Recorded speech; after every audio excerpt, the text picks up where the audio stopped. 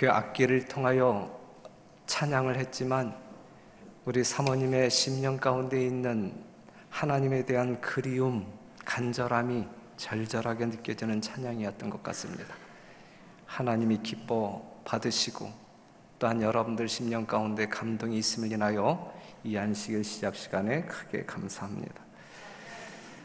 오늘 이 시간에는 마태복음 20장 20절에서 28절에 있는 말씀,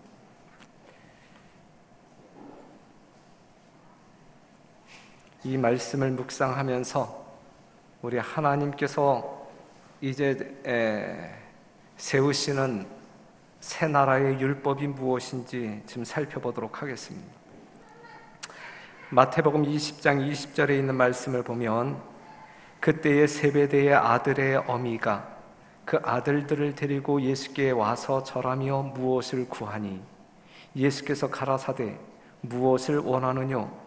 가로되 이 나의 두 아들을 주의 나라에서 하나는 주의 우편에 하나는 주의 좌편에 앉게 하소서. 예수께서 대답하여 가라사대 너희 구하는 것을 너희가 알지 못하는도다. 나의 마시려는 잔을 너희가 마실 수 있느냐? 저희가 말하되 할 수 있나이다. 가라사대 너희가 과연 내 잔을 마시려니와 내 좌우편에 앉는 것은 나의 줄 것이 아니라 내 아버지께서 누구를 위하여 예비하셨든지 그들이 얻을 것이니라. 열 제자가 듣고 그 두 형제에게 대하여 분이 여기거늘. 26절 27절 너희 중에 누구든지 으뜸이 되고자 하는 자는 너희 종이 되어야 하리라. 인자가 온 것은 섬김을 받으려 함이 아니라 도리어 섬기려 하고 자기 목숨을 많은 사람의 대속물로 주려 함이니라 그랬어요. 이 이야기의 배경은 예수님이 6월절이 가까워졌을 때에 이제 예루살렘을 향하여 발걸음을 재촉하여 갑니다. 그런데 이 6월절, 예수님이 예루살렘으로 가시는데 예수님이 전도하기 위하여 가는 것이 아니라 이 6월절은 예수님이 뭐 하기 위하여 가시는 거예요? 죽기 위하여 가시는 거예요. 죽기 위하여. 그런데 죽기 위하여 이 예루살렘으로 가시는데, 죽기 위하여 예루살렘으로 가시는 예수님의 심령이 어떠하다라고 시대의 소망 가운데 묘사하고 있냐면, 평화가 있었다. 그 마음엔 평화가 있었다. 그런데 그 평화는 어떻게 왔냐면 아버지의 뜻과 완전히 하나가 되는 데서 오는 평화였다라고 묘사하고 있어요. 사랑하는 성도 여러분, 예수님이 죽으러 예루살렘에 올라가시는데 예수님의 마음은 평화로 가득 찼다. 가득 찼다. 아버지께서 부여하신 사명을 완수하는 그 시점을 눈앞에 두고 하늘 아버지와 하나 된 마음 가운데서 경험할 수 있는 최고의 평화를 그는 경험하고 있었다, 이것이죠. 우리가 하나님을 믿기는 하는데 하나님의 뜻대로 살지 못할 경우 우리의 심령 가운데 평화가 존재하지 않습니다. 완전한 순종 속에 완전한 자유를 경험할 수 있고 완전한 순종 속에 완전한 평화를 경험할 수 있는 것입니다. 예수님을 믿는 여러분들의 심령 가운데 이 안식일 완전한 순종으로 말미암는 완전한 자유가 무엇인지, 완전한 평화가 무엇인지 넉넉히 경험하시는 여러분과 제가 되기를 간절히 바랍니다. 이때에 예수님의 제자들은 마가복음 10장 32절 예루살렘으로 올라가는 길에 예수께서 제자들 앞에 서서 가시는데 저희가 놀라고 쫓는 자들은 두려워하더라 그랬어요. 예수님의 제자들이 예수님의 뒤를 쫓아서 갑니다. 예수님을 따라가는 거예요. 예수님을 따르는 자들이 있었단 말이죠. 그런데 예수님을 따르는 자들의 이 심령 가운데 나타나는 반응은 무엇이냐면 저희가 놀라고 두려워하더라 그랬어요. 여러분들은 예수님을 따르는 사람들이죠. 어린 양이 어디로 인도하든지 따라가는 사람들이잖아요. 그런데 예수님을 따라가는 사람들의 심령 가운데 두려움이 있고 놀라움이 있다고 하면 이건 맞는 삶이에요? 아니면 잘못된 삶이에요? 예? 예수님을 따라가는 사람들의 심령 가운데 정말 그 하나님을 이해하지 못함으로 말미암아 불신함으로 말미암아 찾아오는 두려움이 있다고 하면 예수님의 참 제자의 모습은 아니다 생각되어져요.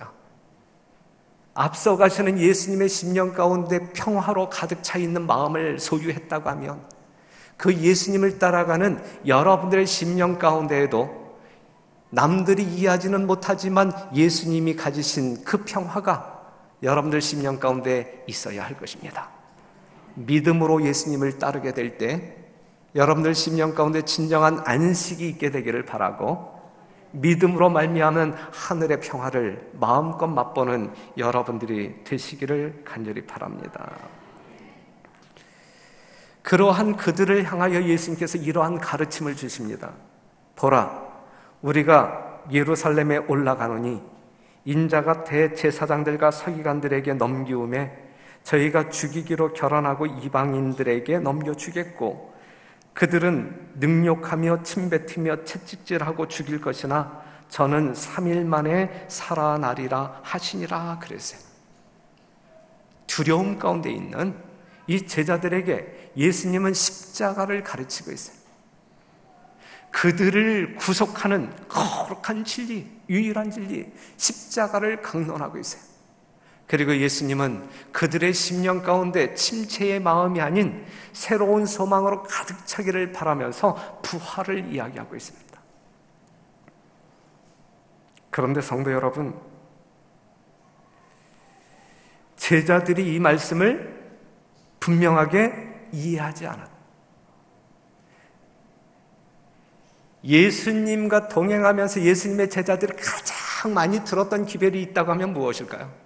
천국이 가까웠다. 천국이 가까웠다. 회개하라, 천국이 가까웠다. 그 기별을 들으면서 그들의 생각 가운데 정리된 것은 뭐냐면, 야, 천국이 이 땅에서 이제 만들어질 것인데 그날이 심히 임박했다 이거예요. 지금 이 순간에도 천국이 가까웠다라고 외쳤던 예수님의 기별을 떠올리면서, 야, 이 땅에 천국이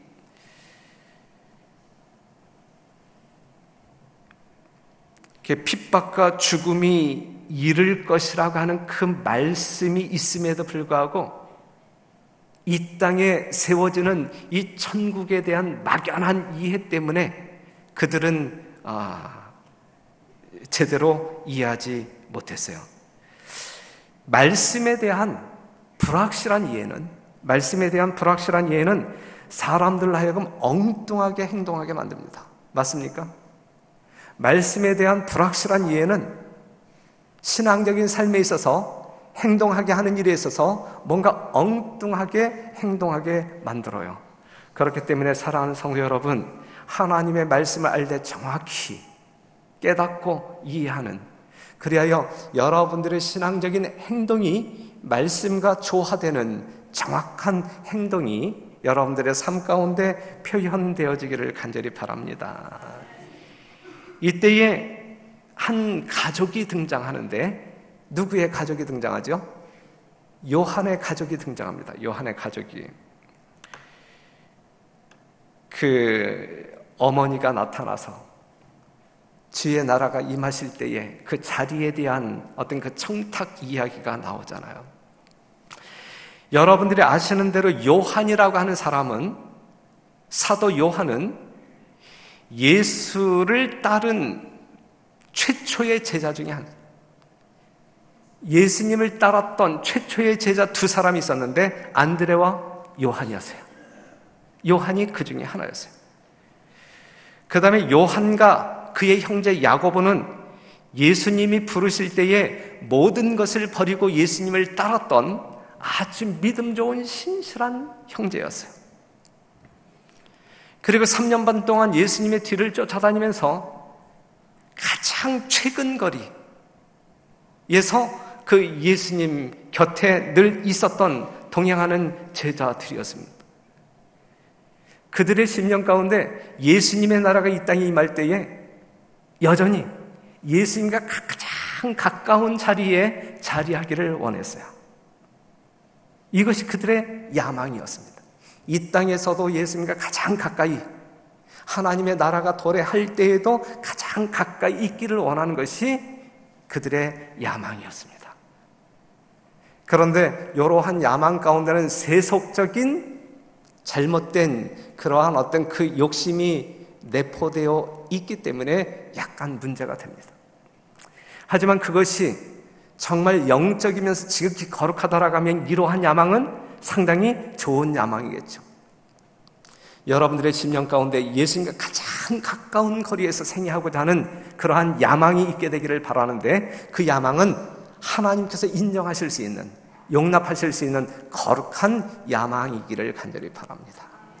세속적인 어떤 그 지위 때문에 가까이 있기를 바라는 세속적인 야망이 아니라 정말 하나님의 사랑에 묻혀 살고 싶은 그 욕망 때문에 가까이 하고 싶은, 하나님과 멀리 떨어져 있으면 왠지 불안하고 마음이 평안치 아니하기 때문에 하나님의 거룩한 사랑에 동화되고 싶어서 하나님과 가까이 있고 싶어하는 그러한 거룩한 야망이 오늘 별내교회 성도들의 심령 가운데 자리 잡게 되기를 간절히 바랍니다.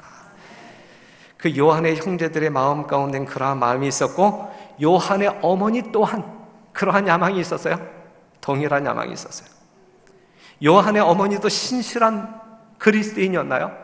예수님을 신실히 따르는 추종자였어요.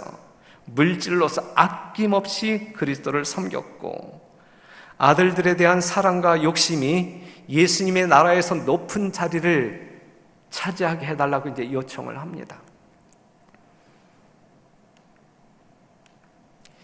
마가복음 10장 36절에 있는 말씀, 이르시되 너희에게 무엇을 하여 주기를 원하느냐 여짜오되 주의 영광 중에서 우리를 하나는 주의 우편에 하나는 좌편에 앉게 하여 주옵소서.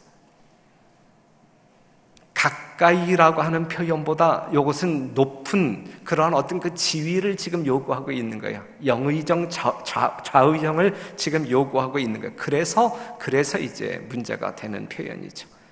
예수님이 어떤 그 마음과 근거리에 있고 싶어하는 그러한 욕망이라고 하면 참 거룩한 것입니다. 예수님은 그들의 마음을 읽으십니다. 동료들보다 더 높은 자리를 구하는 그들의 마음 가운데 이기심이 있음을 예수님은 간파하시지만, 그러한 이기심을 표현하는 그 형제들을 예수님이 책망하나요? 하지 않나요? 성경 말씀을 보게 되면 그러한 어떤 그 이기심을 표현하는 이 요한의 어머니나 요한의 형제들에게 아무런 책망의 소리가 없어요.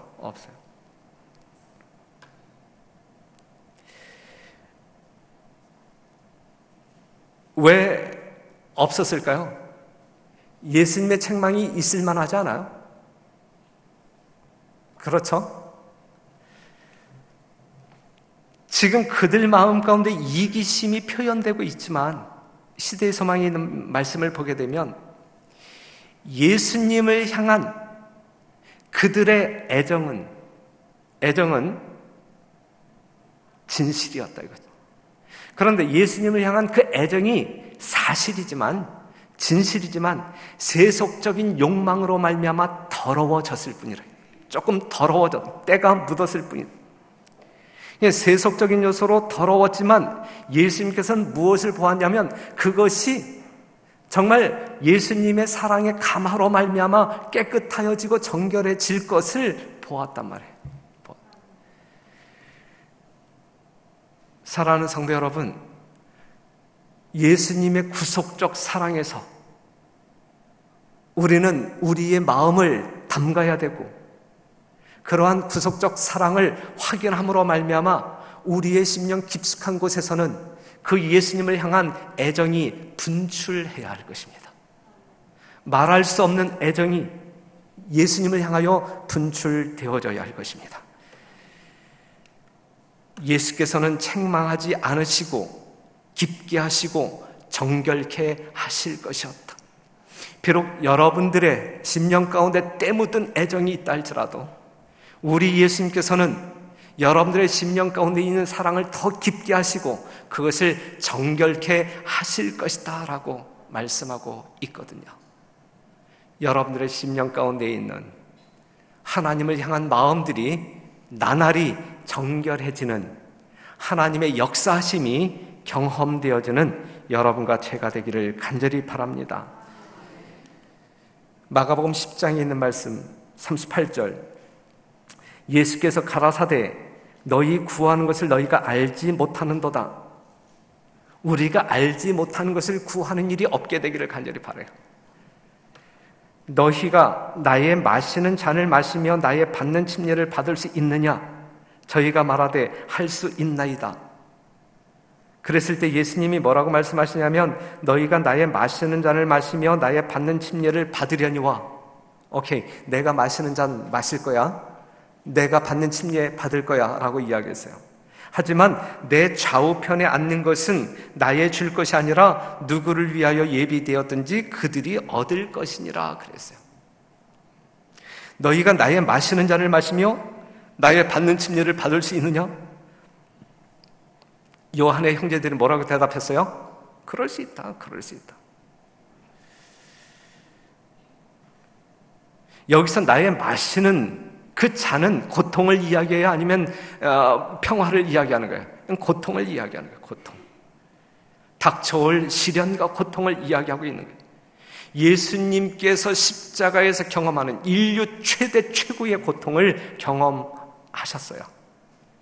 그러한 고통을 너희가 감당할 수 있겠느냐? 할 수 있다. 그런데 실제적으로 요한과 야고보가 그러한 고통을 경험합니까? 예수님이 경험한 그 시련을 경험합니까? 아시는 바대로 요한의 형제 야고보는 12 제자 중에서 최초의 순교자가 되는데 목베임을 당하는 순교자가 됩니다.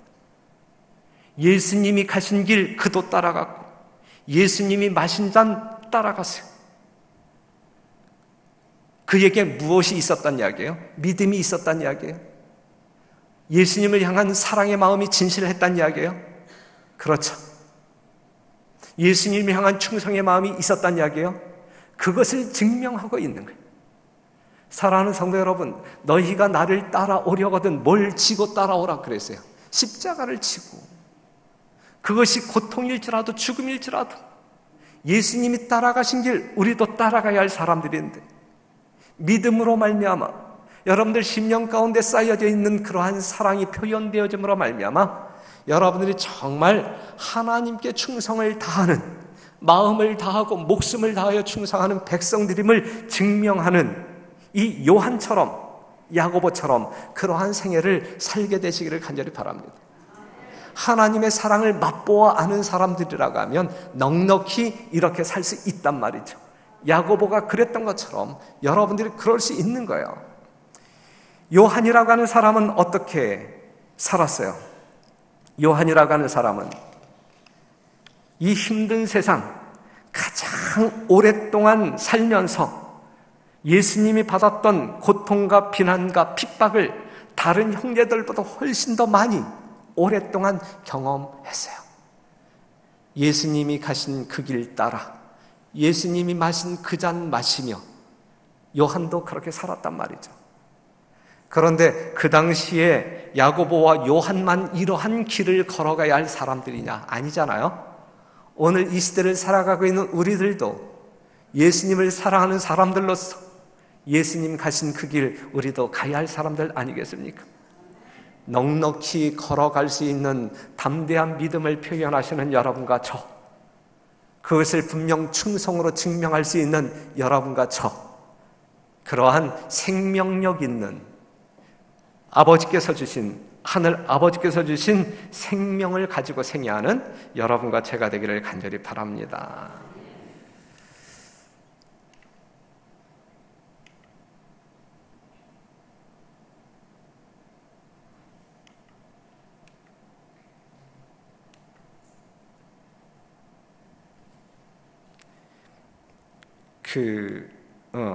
야고보와 요한은 주님과 같이 고통을 나누어야 했으며 야고보는 형제들 중에 첫 번으로 칼에 죽을 것이었고 요한은 고통과 비난과 핍박을 형제보다 가장 오래 받을 것이었다 그랬어요.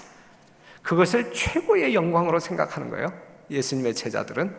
여러분들도 마찬가지여야 되겠죠.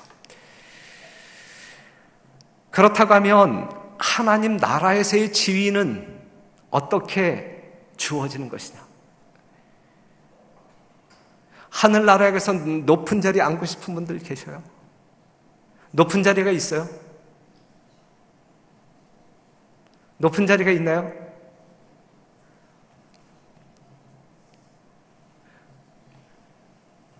높은 자리가 있는 것처럼 이야기하고 있어요. 있는 것처럼 이야기하고 있는데, 하지만 그 하나님 나라에서 이 지위가 어떻게 주어지냐면 사사로운 정의나 관계에 끌려서 자리가 주어지지는 않는다. 그 다음에 하늘에서의 자리는 획득하는 것도 아니고 독단적인 증여로 받을 수 있는 것도 아닙니다. 하늘에서의 지위는 무엇으로 말미암아 얻어지는 것이냐면 무엇으로? 품성으로 말미암아. 품성의 결과로 얻어지는 것이다 라고 이야기하고 있어요. 동의하시죠? 여러분들이 그렇게 배워왔잖아요. 그건 분명한 사실이에요. 그렇게 믿으셔야 돼요. 다른 어떠한 것으로 하늘의 지위를 얻을 수 없어요. 오직 품성의 결과로 지위를 얻을 수 있다라는 사실. 멸류관과 보좌는 달성된 상태의 증거이며 이것들은 우리 주 예수 그리스도를 통하여 자아를 극복한 증거이다. 예수 그리스도를 믿음으로 말미암아 자아를 극복할 때, 자아를 죽이는 일에 성공하게 될 때에 우리는 하나님께서 예비하신 멸관과 보좌를 얻게 될 것이다. 이러한 멸관을 얻어 쓰시는 여러분, 그러한 보좌에 앉으시는 여러분, 그것도 예수님 가까이 앉으시는 여러분들이 되시기를 간절히 바랍니다. 요한계시록 3장 21절에 있는 말씀을 같이 한번 읽겠습니다. 시작. 이기는 그에게는 내가 내 보좌에 함께 앉게 하여 주기를 내가 이기고 아버지 보좌에 함께 앉은 것과 같이 하리라 그랬어요. 예수님이 승리함으로 말미암아 아버지의 보좌에 앉은 것처럼 여러분들이 승리함으로 말미암아 그 보좌에 앉을 수 있다라고 하는 사실입니다. 그래서 예수님처럼 사시고 예수님처럼 승리하는 여러분과 제가 되어야 할 것입니다. 요한계시록 3장 12절에 있는 말씀, 이기는 자는 내 하나님 성전의 기둥이 되게 하리니 그랬어요. 그래서 바울은 디모데후서 4장 6절에 관제와 같이 벌써 내가 부음이 되고 나의 떠날 기약이 가까웠도다. 내가 선한 싸움을 싸우고 나의 달려갈 길을 마치고 믿음을 지켰으니 이제 후로는 나를 위하여 의의 멸류관이 예비되었으므로 주 곧 의로우신 재판장이 그날에 내게 주실 것이니 내게만 아니라 주의 나타나심을 사모하는 모든 자에게니라 그랬어요. 이 바울의 믿음이 오늘 우리들의 믿음이 된다고 하면 얼마나 아름답고 성숙한 삶을 살 수 있을까? 예수님께서 준비한 의의 멸류관, 누구를 위하여 준비한, 여러분들을 위하여 준비한 그 의의 멸류관이 여러분들이 승리함으로 말미암아 여러분들 머리에 씌워지게 되기를 간절히 바랍니다. 자, 이 말씀을 볼게요. 그리스도에게 가장 가까이 설 사람은, 자, 이건 우리 모두의 희망이어야 돼요. 우리 모두의 야망이어야 돼요. 하늘에 가서 예수님과 가장 가까이 앉는 영광을 여러분들이 경험해야 할 것입니다. 그런데 그리스도에게 가장 가까이 설 사람은 누구냐? 이 땅에서 그리스도의 자기 희생적인 사랑, 즉 자랑하지 아니하며 교만하지 아니하며 자기의 유익을 굳이 아니하며 성내지 아니하며 악한 것을 생각지 아니하는 사랑, 자아 희생적인 사랑이에요. 마치 우리 주님을 움직였듯이 제자들로 하여금 인간을 구원하기 위하여 모든 것을 주고 생애하게 하고 수고하게 하고 죽기까지 희생하게 한 사랑의 정신을 가장 깊이 체득할 자들이 될 것이다 그랬어요. 그냥 결국 하늘에서 예수님과 가장 가까이에 거할 사람들은 예수님이 정말 무조건적인 사랑으로, 자희생적인 사랑으로 다른 모든 사람들을 위하여 섬김으로 사셨던 그 생애를 사는 사람들이, 자아를 극복한 무엇으로 말미암아? 사랑으로 말미암아. 사랑 때문에 움직였던, 사랑 때문에 자기를 희생하여 다른 사람들을 윤택하게 했던 그러한 사람들이 하늘에 가서 가장 가까이에, 예수님 가장 가까운 자리에 앉게 될 것이다 그랬어요. 하늘에 가서 우리 별내교회는 옹기종기 앉아요. 예수님 가장 가까운 자리에서. 이 교회에서는 끼리끼리 옹기종기 앉으면 안 되지만 하늘에 가서는 우리 교인들끼리 가장 가까운 자리에서. 그래서 그러기 위해서는 우리가 이 땅에 사는 동안에 말이죠, 정말 예수님의 사랑을 그대로 반사함으로 말미암아, 예수님도 사랑 때문에 움직였다 그랬어요. 그의 심령 가운데 있는 아버지의 사랑 때문에 그가 움직였다 그랬어요. 오늘 여러분들이 하나님을 위하여, 교회를 위하여 섬기는 모든 움직임이 무엇 때문에 움직여져야 할까요? 사랑 때문에 움직여져야 되는 거예요. 하나님을 향한 사랑 때문에, 그 사랑을 반사하기 위한 내 주변 이웃들을 사랑하는 그 사랑 때문에 여러분들의 행동의 모든 동기가 그 사랑으로 말미암아 움직여져야 그것이 하나님께 영광이 되는 것이고, 그것이 여러분들의 품성을 완성시키는 것이 될 것입니다. 그 사랑이 아닌 어떠한 움직임은 그 동기가 거룩하지는 못할 거야. 우리들의 움직임의 모든 동기는 오직 사랑이어야 한다는 말씀입니다. 빌립보서 1장 20절, 나의 간절한 기대와 소망을 따라 아무 일에든지 부끄럽지 아니하고 오직 전과 같이 이제도 온전히 담대하여 살든지 죽든지 내 몸에서 그리스도가 존귀히 되게 하려 하나니, 이는 내게 사는 것이 그리스도니 죽는 것도 유익함이니라 그래서 살든지 죽든지 나의 자존심은 전혀 문제가 안 돼요. 그렇죠? 나의 자존심은 전혀 문제가 안 돼요. 누구를 존귀하게 만드는 일에, 그리스도를 존귀하게 하는 일에 있어서 우리는 거기에 우리 인생 목표를 두어야 되는 것이거든요. 그렇죠? 우리 자신의 어떠함이 아니라 하나님의 영광을 위하여 우리의 삶의 목적을 두어야 되는 것이거든요. 하나님의 거룩한 품성을 드러내는 일에 있어서 내가 어떠한 손해를 본다 할지라도 그것을 마다하지 아니하는 성도들이 진정 그리스도의 사랑을 소유한 사람들 아니겠습니까? 내게 사는 것이 누구? 그리스도. 내게 사는 것이 그리스도. 그의 생애는 사람들에게 누구를 나타냈기 때문에 이렇게 말할 수 있어요? 그리스도를 나타냈기 때문에.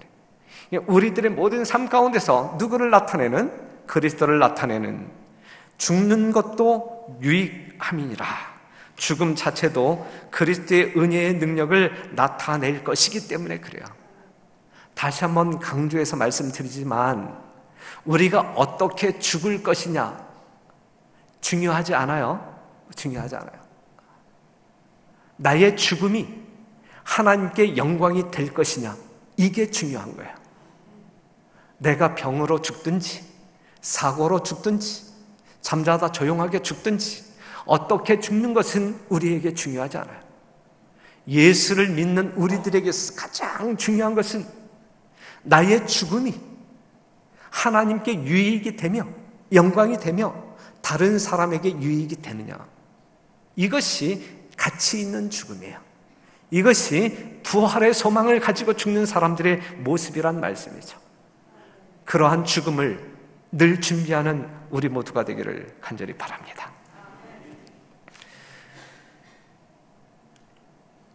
이러한 가르침이 있었을 때에 마태복음 20장 24절, 이제 그 요한과 요한의 어머니가 이제 예수님 앞에서 이러한 요구를 하고 이제 지나간 뒤에 이제 그 10 제자들의 반응이 나타나는데 24절에 있는 말씀을 보게 되면 10 제자가 듣고 그 두 형제에게 대하여 분히 여기거늘 그랬어요.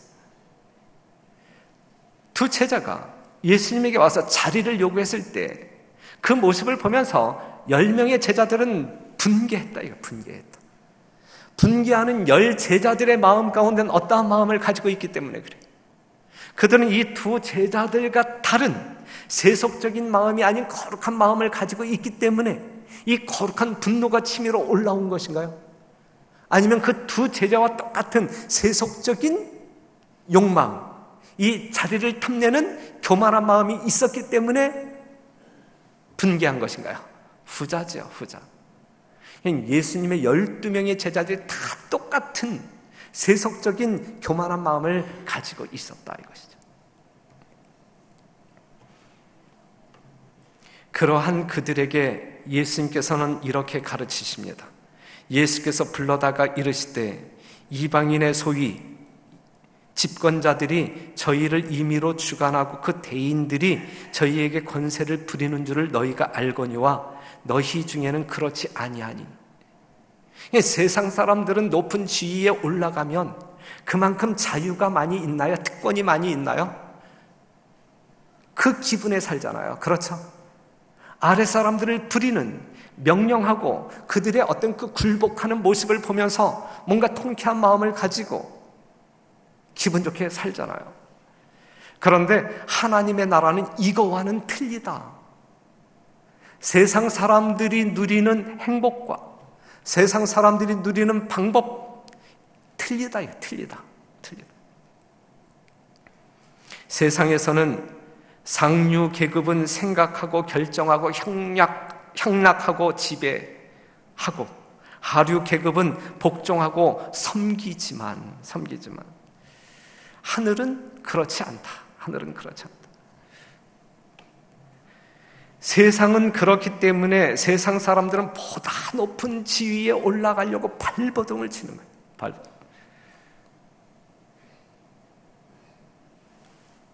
그런데 이제 이 교회 생활에 익숙하지 못한, 성화되지 못한 사람들은 교회도 그런 줄 알아요. 교회도 뭔가 조금 이렇게 높은 자리가 있어요, 교회가. 높은 자리가 없음에도 불구하고 높은 자리로 생각을 하죠. 그렇죠? 목사가 높은 자리인가요? 높은 자리? 저 목사 사모님 높은 자리? 별내교에서 가장 높은 사람이 누구예요? 교회에는 그러한 자리가 없잖아요. 그렇죠? 그럼에도 불구하고 그러한 자리가 있는 것으로 생각하고 그러한 자리에 올랐을 때에 세상 사람들이 누리는 그것을 교회 안에서 누리려고 해요. 이건 아니죠. 하나님의 나라는 그렇지 않다. 하나님의 교회는 그렇지 않다라고 하는 사실. 교회에서 여러분들이 생각하는 바대로 집사 위에 장로, 장로 위에 목사, 이게 이제 어떤 그 계급이라고 할 때에 이 교회에서는 올라가면 올라갈수록 더 낮은 자세로 성도들을 위하여 섬기는 일의 분량이 많아져요. 그래서 교회에서 가장 바쁘고 가장 이 부지런히 움직여야 할 사람은 목사, 그 다음엔 장로, 그 다음에 집사. 제 말이 맞는 말이에요? 틀리는 말이에요? 그렇죠, 분명히. 네.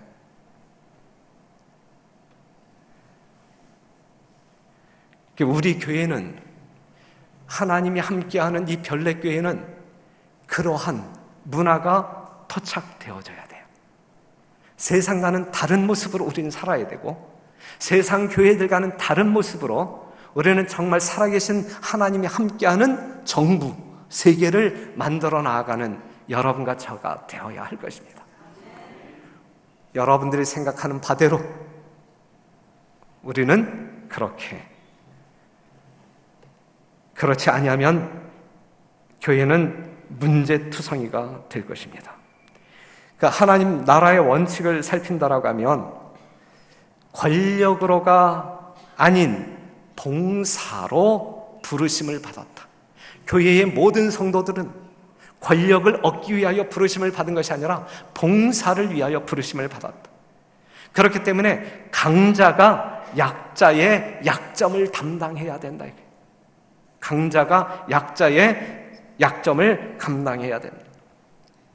인자가 온 것은 섬김을 받으려 함이 아니라 도리어 섬기려 하고 자기 목숨을 많은 사람의 대속물로 주려 함이니라. 예수님이잖아요. 수없이 듣는 이 예수님을 우리는 구주로 믿고 따르는 사람들이잖아요. 그런데 예수님은 이렇게 살았단 말이죠. 그런데 우리는 이렇게 살려고 하지 않는 게 문제죠. 예수님은 이렇게 살았는데 그 예수님을 믿고 하늘에서 그 예수님과 함께 살려고 하는 우리들인데, 그런데 이러한 말씀 앞에서 이렇게 살려고 애쓰지 않는 것이 우리라고 하면 상당한 모순 속에 살아가고 있는 거예요. 우리들은 상당한 모순된 신앙을 하고 있는 거란 말이죠.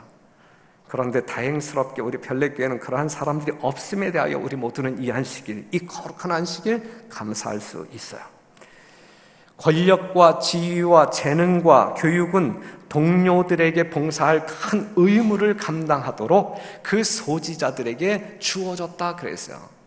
여러분들이 가지고 있는 모든 것, 여러분들의 것이 아님을 이미 아는 진실한 청지기들이잖아요. 그런데 여러분들이 가지고 있는 그 모든 것을 다른 사람을 위하여 사용하고 있느냐라고 이야기할 때, 아는데, 우리는 충실한 청지기가 어떻게 살아야 할지 아는데 이제 그렇게 살지.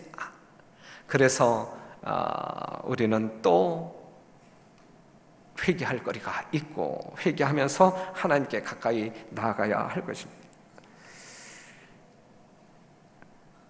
예수님은 돌보는 사람이었고 짐지는 사람이었다. 교회는 그래야 된단 말이에요. 돌보는 사람, 짐지는 사람. 예수님은 제자들과 빈곤을 나누셨고 제자들을 위하여 극기하셨고 더욱 어려운 곳을 평탄하게 하기 위하여 저들보다 앞서 가시고 미구에 당신의 생명을 버리심으로 지상에서의 그의 사업을 마치실 것이었다 그랬거든요. 예수님의 삶은 이랬어요. 우리가 믿는 예수님의 삶은 이랬어요. 예수께서 행하신 원칙은 그의 몸된 교회의 교인들이 행하여야 할 원칙이다. 원칙이다. 원칙. 구원의 계획과 기초는 사랑이다. 그리스도의 나라에서 가장 큰 사람은 예수께서 끼치신 모본을 따르고 그의 양무리의 목자로 일하는 사람이다 그랬거든요. 그냥 하늘에 큰 사람이 있어요, 없어요? 여기 있잖아요. 여기 그리스도의 나라에서 가장 큰 사람은, 가장 큰 사람, 크고 작은 사람이 있단 말이죠. 근데 가장 큰 사람은 예수께서 끼치신 모본을 따르고 그의 양무리의 목자로 일하는 사람이다 그랬거든요. 사랑하는 성도 여러분, 예수님께서 행하신 원칙은 사랑이었어요. 이것은 오늘 이 시대를 살아가고 있는 우리 재림 성도들이 본따라야 할 삶의 모습이에요. 그렇죠? 그렇기 때문에 그냥 결론적으로 말씀을 드린다라고 하면 이 땅에서의 사람들이 사는 방법은 자꾸 높이 올라가면서 사람들을 지배하려고 하는 그러한 모습이라고 하면, 하나님께서 세우시는 나라, 여러분들이 가고 싶은 천국은 섬기는 사람이 가장 높은 자의 위치에서 생애할 것이다 라고 하는 사실, 그러한 모본을 예수님께서 이 땅에서 보여주셨고 예수님을 따랐던, 신실하게 따랐던 수많은 종들이 그러한 삶을 살다가 죽었고, 바울도 그렇게 살다가 죽었고, 이제는 우리가 그렇게 살다가 죽어야 할 사람들, 더 좋은 말이 있다고 하면 그렇게 살다가 예수님의 재림을 맞이해야 할 사람들. 그렇죠? 우리 별내교회 모든 성도 여러분, 하나님의 교회인, 정말 예수님이 함께하는 천국, 이 별내교회는 하나님의 지배 원칙에 따라 우리가 움직이고 생활함으로 하나님께 영광 돌리는 교회이어야 할 것입니다. 많이 봉사하시고 많이 헌신하시고 정말 사랑이 여러분들을 움직이게 함으로 말미암아 하나님의 거룩한 능력을 드러내는 여러분과 제가 되기를 간절히 바라면서 말씀을 마치겠습니다.